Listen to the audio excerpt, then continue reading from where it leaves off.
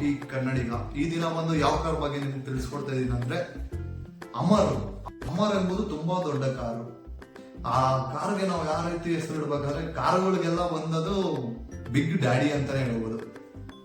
ಈ ಕಾರ್ ಬಂದು ಯಾವಾಗ ಲಾಂಚ್ ಆಗಿದೆ ಅಂದ್ರೆ 1991 ಲಾಂಚ್ ಆಯ್ತು. ಆ ಕಾರ್ ಬಂದು ನಾರ್ಮಲ್ ಪೀಪಲ್ಗೆ ಲಾಂಚ್ ಮಾಡಿಲ್ಲ. ಆ ಕಾರ್ ಲಾಂಚ್ ಮಾಡಿರೋದು ಬಂದು ಅಮೆರಿಕನ್ ಆರ್ಮಿಗೆ ಲಾಂಚ್ ಮಾಡಿದ್ರು. ಅಮೆರಿಕನ್ ಆರ್ಮಿ ಅವರು ಬಂದು ಡಿಮ್ಯಾಂಡ್ ಮಾಡಿದ್ರು, ನಮ್ಗೆ ತುಂಬಾ ಪವರ್ಫುಲ್ ಆದಂತ ವೆಹಿಕಲ್ ಬೇಕು ಅಂತ ಡಿಮ್ಯಾಂಡ್ ಮಾಡಿದಾಗ ಅದನ್ನ AM ಜನರಲ್ ಕಂಪನಿ ಎಂಬ ಕಂಪನಿಯವರು ಅದನ್ನ ಅದ್ರ ಬೇಸದ ಮೇಲೆ ಒಂದು ಕಾರ್ನ ರೆಡಿ ಮಾಡ್ತಾರೆ.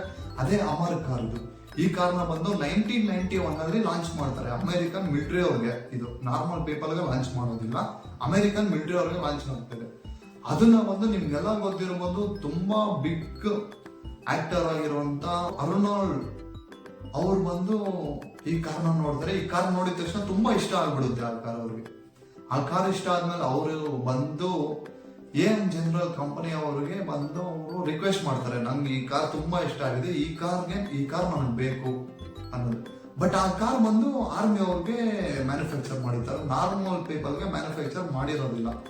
ಆಮೇಲೆ ನಾರ್ಮಲ್ ಪೀಪಲ್ಗೆ ಯಾವ ತರ ಅದು ಬಂತು ಮ್ಯಾನುಫ್ಯಾಕ್ಚರ್ ಆಗಿ ಅನ್ನೋದು ಬಂದು ಅದನ್ನ ಬಂದು ಅರ್ನಾಲ್ಡ್ ಅವರು ಬಂದು ರಿಕ್ವೆಸ್ಟ್ ಮಾಡ್ಕೊಂಡು ಲಾಂಚ್ ಮಾಡ್ತಾರೆ.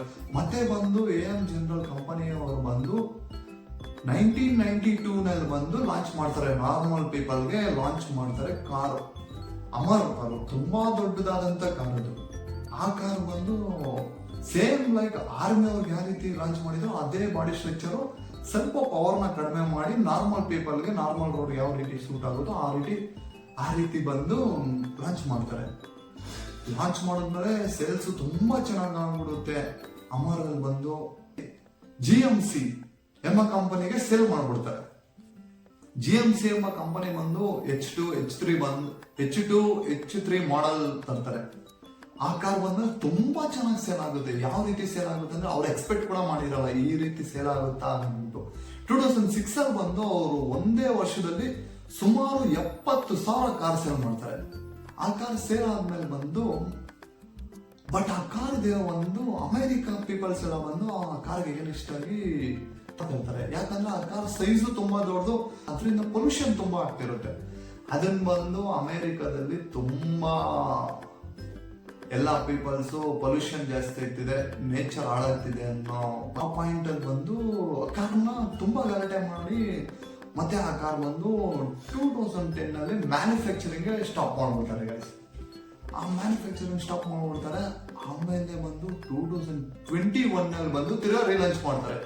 ಹಾಗೆ 2021 ಯಾಕೆ ರಿಲಾಂಚ್ ಮಾಡ್ತಾರೆ ಅಂದ್ರೆ ಅವರು 2021 ಬಂದು ಎಲ್ಲರೂ ಬಂದು ಎಲೆಕ್ಟ್ರಿಕ್ ಅಂದ್ರೆ EV ಕಾರ್ಸ್ ಬಂದು ಎಲ್ಲ ಕಡೆ EV ಕಾರ್ಸ್ ಸೌಂಡ್ ಮಾಡ್ತಿರ್ತಾರೆ. ಆಗ ಬಂದು GMC ಕಂಪ್ನಿ ಅವ್ರಿಗೆ ಒಂದು ಪ್ಲಾನ್ ಬರುತ್ತೆ, ಯಾಕೆ ನಮ್ಮ ಕಾರು ಸೇಲ್ಸ್ ಎಲ್ಲ ತುಂಬಾ ಚೆನ್ನಾಗಿತ್ತಲ್ವಾ, ಯಾಕೆ ನಾವು ಇದನ್ನ EV ನಲ್ಲಿ ಬಿಡಬಾರ್ದು ಅನ್ನೋದು ಅವ್ರ ತಲೆಗೆ ಬಂದು 2021 ಲಾಂಚ್ ಮಾಡ್ತಾರೆ. ತುಂಬಾ ಸೂಪರ್ ಆಗಿ ಮಾಡ್ತಾರೆ. ಯಾವ ಕಾರು ಆ ಸೈಜ್ ಬರಲ್ಲ. ಈಗ ನೀವು ಇತ್ತೀಚೆಗೆ ನೋಡಿರ್ಬೋದು, ಹೈದರಾಬಾದ್ ಅಲ್ಲೆಲ್ಲ ತುಂಬಾ ಸೌಂಡ್ ಮಾಡ್ತಾ ಇದೆ ಆ ಕಾರ್. ತುಂಬಾ ರೋಡ್ ಮೇಲೆಲ್ಲ ತುಂಬಾ ಸೂಪರ್ ಆಗಿದೆ. ಮತ್ತೆ 4-wheel ಡ್ರೈವ್ ಕೊಟ್ಟು ತುಂಬಾ ಸೂಪರ್ ಆಗಿ ಬಿಟ್ಬಿಟ್ಟಿದ್ದಾರೆ. ತುಂಬಾ ಚೆನ್ನಾಗಿ ಸೇಲ್ಸ್ ಆಗ್ತಿದೆ ಗೈಸ್. ಸೊ ಗೈಸ್, ನನಗೆ ಗೊತ್ತಿರೋ ಪ್ರಕಾರ ಈ ವಿಡಿಯೋ ನೋಡಿ ನಿಮ್ಗೆ ಒಂದು ಸ್ವಲ್ಪ ನಾಲೆಡ್ಜ್ ಅಮರ್ ಕಾರ್ ಬಗ್ಗೆ ಯಾವ ರೀತಿ ಅನ್ನೋದು ನಿಮ್ಗೆ ಒಂದು ಸ್ವಲ್ಪ ತಲೆನಲ್ಲಿ ಬಂದಿರ್ಬೋದು ಅಂತ ನನ್ಗೆ ಅನಿಸ್ತಿದೆ. ಈ ವಿಡಿಯೋನ ಲೈಕ್ ಮಾಡಿ, ಶೇರ್ ಮಾಡಿ, ಮತ್ತೆ ಕಮೆಂಟ್ ಮಾಡಿ, ಮತ್ತೆ ನನ್ನ ಚಾನಲ್ನ ಸಬ್ಸ್ಕ್ರೈಬ್ ಮಾಡ್ಕೊಳ್ಳಿ ಗೈಸ್. ಎಲ್ಲರೂ ತುಂಬಾ ಥ್ಯಾಂಕ್ಸ್ ಗೈಸ್. ನನ್ನ ವಿಡಿಯೋ ನೋಡ್ತಾ ಇರೋರಿಗೆ ತುಂಬಾ ಧನ್ಯವಾದಗಳು. ತುಂಬಾ ಥ್ಯಾಂಕ್ಸ್ ಗೈಸ್ ಎಲ್ಲರಿಗೂ.